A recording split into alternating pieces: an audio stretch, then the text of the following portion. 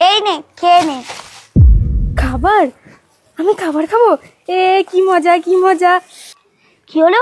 এই গোলাটা তো আমার চেনা চেনা লাগছে, মনে হয় এটা আমার মায়ের গোলা।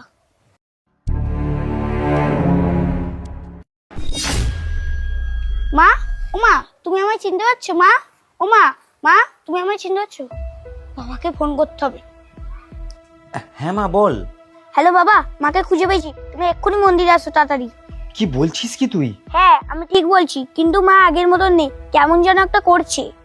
আচ্ছা আচ্ছা তুই ওখানে দাঁড়া, আমি এক্ষুনি আসছি।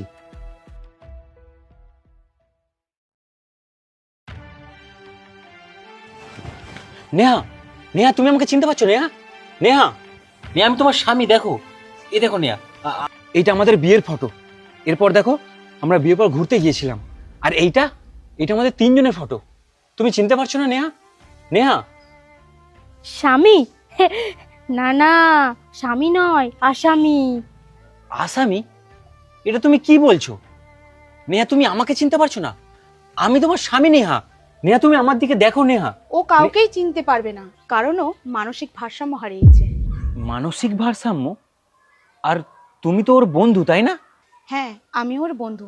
প্রত্যেকদিন অফিসে যাওয়ার সময় আমি ওর সাথে দেখা করে যাই। ওর এই অবস্থা কি করে হলো? মনে করো তোমাদের 7 মাস আগের ঘটনা।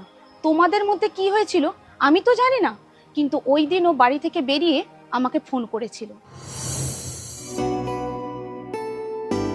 পবিত্র, আর কতদিন আমরা এইভাবে কাজ করব? আমরা দুজনে মিলে প্রত্যেকদিন 600 টাকা ইনকাম করি, ওটা তো এখন দিব্যি চলে যাচ্ছে। কিন্তু একবার আমাদের মেয়ের কথা ভেবে দেখেছো? তোমার কথা আমি বুঝতে পারছি, কিন্তু আমরা যেটুকু পড়াশোনা জানি সেইটুকুই কোনো চাকরি হবে না। আমাদের এই দিনমজুরি কাজ করতে হবে। এই 18,000 টাকায় এখন তো চলে যাচ্ছে, কিন্তু আমাদের মেয়ে যখন বড় হবে তখন ওকে আরো বড় স্কুলে পড়াতে হবে, আর তখন তো আরো অনেক টাকা খরচ। আমি চাই না আমাদের মেয়ে আমাদের মতো কম লেখাপড়া জানুক। আমি চাই ও অনেক বড় হোক, অনেক বড় স্কুলে পড়ুক, ভালো শিক্ষা পাই যেন ও। সব বাবা মাই চায় তাদের সন্তান যেন অনেক বড় হয়, ভালোভাবে লেখাপড়া শেখে। কিন্তু আমরা কি করব বলো, আমাদের কিছু করার নেই। দেখো, আমরা দুজনে একই কাজ করলে হবে না। আর আমি তো বিয়ের আগে পার্লারের কাজ করেছি, আর আমরা যদি মেকআপের কাজ করি তাহলে কেমন হয়? আর এখন তো বিভিন্ন অনুষ্ঠানে মেকআপ আর্টিস্ট লাগে। কিন্তু এর জন্য অনেক টাকার প্রয়োজন, অনেক দামি দামি জিনিস কিনতে হবে। আমরা কিভাবে পারবো?